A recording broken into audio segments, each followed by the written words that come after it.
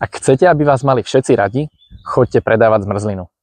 Jedna z ťažších úloh pred každým manažerom je balansovať vzťah s podriadenými a vytvárať primeranú mieru tlaku a jasnosti v plnení požadovaných cieľov. Hádajte, ktorá z týchto častí je nám prirodzenejšia. Jasné, je to snaha zapadnúť, byť obľúbený. Je to naše biologické nastavenie. Nezapadnúť do skupiny, do tlupy, do kmeňa znamenalo po 1000 ročia zomrieť.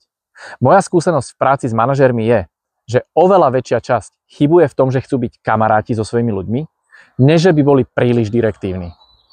Nikto zvonka vám nemôže presne povedať, ako túto hranicu nájsť a nastaviť. Ale dovolím si priniesť 3 tipy.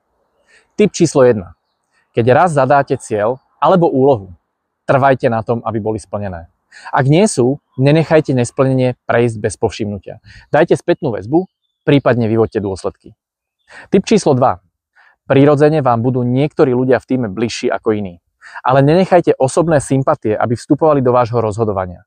Férovosť je jedna z oblastí, na ktorú sme veľmi, veľmi citliví. Dojem, že nadržiavate svojim obľúbencom, s vami pôjde veľmi dlho. Tip číslo 3.